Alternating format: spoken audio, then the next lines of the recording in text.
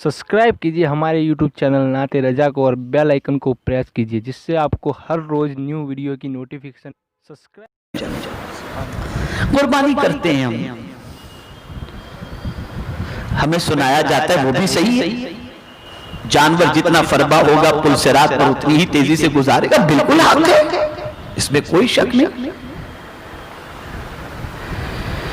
लेकिन सवाल ये पैदा होता है कि जो गोश्त कुर्बानी का है, क्या ये गोश्त अल्लाह की बारगाह में पहुंचता है? क्या जो खून जानवर का निकलता है वो खून अल्लाह की बारगाह में पहुंचता है? आप शायद नहीं जानते कि कुर्बानी के जानवर को ज़बह करते वक्त उसके जिस्म से निकलने वाले खून के कतरे का मकाम क्या है। आक़ाए करीम सल्लल्लाहु अलैहि वसल्लम इरशाद फरमाते हैं, जब कुर्बानी के जानवर को ज़बह किया जाता है तो उसके जिस्म से जो खून निकलता है उस खून के कतरे के जमीन पर गिरने से पहले अल्लाह कुर्बानी करने वाले की मग़फ़िरत फरमा देता है। ये मामूली चीज नहीं है, कुर्ब है, ये कुर्बानी है, ये कुर्बानी है। तो अगर कोई ये तसव्वुर करता हो कि गोश्त पहुंचता है, नहीं, असल मामला ये है, इस आयत करीमा का शान नुज़ूल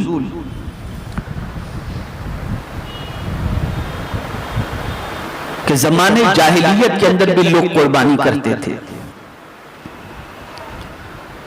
लेकिन कुर्बानी करने के बाद जो जानवर का खून होता वो काबे से मल देते थे और जो गोश्त होता था वो काबे के सामने रख देते थे। तो परवरदिगार जल्ल जलालहू ने उनके उस अकीदे की नफी फरमाई और फरमाया, ये तुम्हारा गोश्त अगर तुम समझते हो कि अल्लाह की बारगाह में पहुंचता है, ना, खून अगर समझते हो तो ना, खून भी नहीं पहुंचता, तो मेरे मौला फिर पहुंचता क्या है? तो कुरान कहता है, वलाकिन यनालुहु तक़वा मिनकुम। कुरान मुक़द्दस में रब्बे क़दीर जल्ल जलालहू ने फरमाया, हाँ, तुम्हारी परहेजगारी उस तक बारियाब होती है, यानी तुमने ये जानवर कुर्बान किया, किसके लिए किया, किसकी खुशी में किया, किसकी रजा के लिए किया, ये तुम्हारे दिल के अंदर जो नीयत और तक़वा होता है, ये तक़वा अल्लाह की बारगाह में पहुंचता है, ये खून नहीं पहुंचता, ये जानवर नहीं पहुंचता। और यहां क्या बताऊं हुजूर का कितना एहसान है इस उम्मत पर, कितना एहसान है, कितना करम है मेरे आका सल्लल्लाहु अलैहि वसल्लम का। उस जमाने में एक सिचुएशन ये भी थी कि लोग कुर्बानी करते और गोश्त को पहाड़ पर रखते थे। होता ये था कि जिसकी कुर्बानी अल्लाह की बारगाह में कबूल होती उसे सफेद आग जला देती थी, उस कुर्बानी के गोश्त को जला देती थी। सफेद आग के हवाले से मुफस्सिरीन फरमाते कि उस आग में धुआं नहीं होता था, वो जला देती। तो जिस गोश्त को सफेद आग जला दे तो लोग समझ जाते थे कि इसकी कुर्बानी कबूल हो गई, और जिस गोश्त को आग नहीं जलाती थी और गोश्त पड़ा रहता था तो लोग समझ जाते थे कि इसकी कुर्बानी कबूल नहीं हुई। तो होता यह था कि जिसकी कुर्बानी का गोश्त पड़ा रहता था वो लोगों में रुस्वा हो जाता कि इसकी कुर्बानी कबूल नहीं होती। या रसूल अल्लाह, आपकी अजमतों पर कुर्बान, कि क्या अपनी उम्मत पर करम फरमाया, क्या करम फरमाया कि अब वो आग आने वाली बात खत्म हो गई, अब वो सिस्टम नहीं है। अगर कोई रब की रजा के लिए करता है तो अल्लाह उसकी कुर्बानी को कबूल फरमा लेता है। तो ये तकवा पहुंचता है, और तकवा का मकाम मैं आपको बता दूं, तकवा का मकाम ना आंख है, न तकवा का मकाम ज़बान है, तकवा का मकाम दिल है, दिल है। इसको थोड़ा सा मैं एक्सप्लेन करूंगा आपको। कुर्बानी के जो जानवर जो हज के लिए जाते हैं उस जमाने के अंदर वो कुर्बानी के जानवर अपने साथ लेकर के जाते हैं।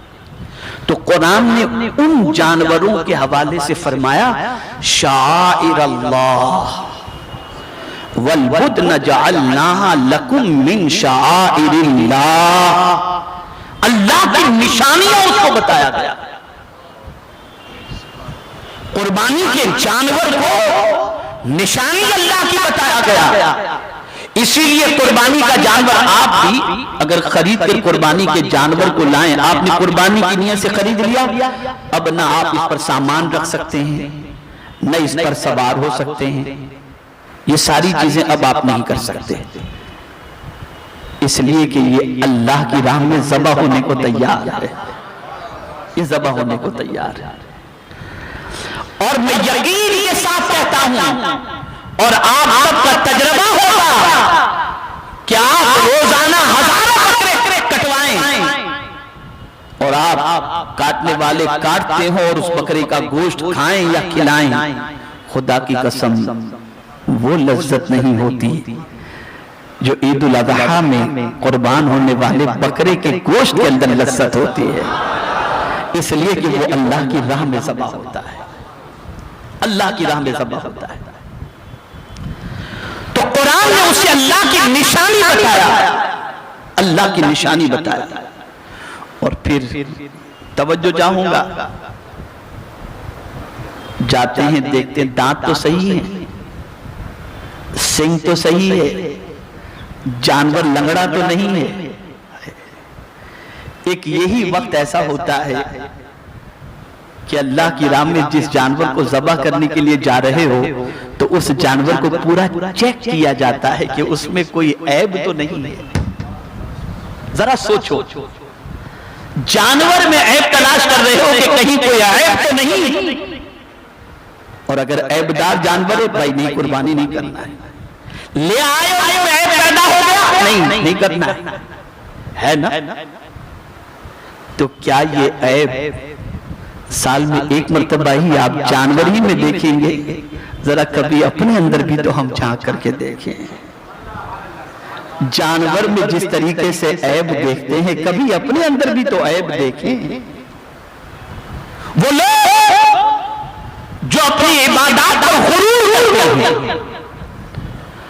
अपने किल्लों पर गुरूर करते हैं, अपनी रियासत पर गुरूर करते हैं, क्या उनमें से कोई ऐसा भी है जो ये कॉन्फिडेंशियली कह सकता हो कि मेरे रोजे और मेरी इबादत इतनी परफेक्ट है कि बारगाह समदियत में 100% मकबूल है? कोई नहीं कह सकता, कोई नहीं कह सकता। लेकिन करके इंसान इतना मगरूर हो जाता है कि वो समझता है कि मुझसे बड़ा आबिद और जाहिद कोई दूसरा है ही नहीं। नादानो याद रखो, जिस तरीके से ऐबदार जानवर को आप देख रहे हो और आप उसकी तहकीक कर रहे हो, जानवर को अपना ऐब नजर नहीं आता, आप जानवर के ऐब देख रहे हो और ऐबदार जानवर जानते हो कि खुदा की बारगाह में कबूल नहीं होगा। तो सुन लो, बहुत सारे हमारे ऐब ऐसे हैं जो हम जानते हैं या हमारा मौला जानता है, हमारा मौला जानता है। लेकिन कुर्बान जाइए मेरे रब की अजमत पर कि उसने अपनी सत्तारी का पर्दा ऐसा डाल रखा है, ऐसा डाल रखा है, ऐसा डाल रखा है कि हमारे ऐबों को छुपाए रखा है। किसी सूफी ने बड़ी प्यारी बात कही, कहते हैं कि अगर हमारे ऐब लोगों पर जाहिर हो जाएं तो राह चलते हुए लोग हमें पत्थर मारने लगे, पत्थर मारने लगे। तो ऐ रसूल आज़म सल्लल्लाहु तआला अलैहि वसल्लम के प्यारे दीवानों, रब की बारगाह के अंदर न गोश्त पहुंचता है न खून पहुंचता है, उसकी बारगाह में दिल की कैफियत तकवा जो है वो अल्लाह की बारगाह में पहुंचता है कि ये कुर्बानी तुमने क्यों की है, किसके लिए की है, किसकी खुशनुदी के लिए तुमने की है, किसकी रजा के लिए तुमने की है।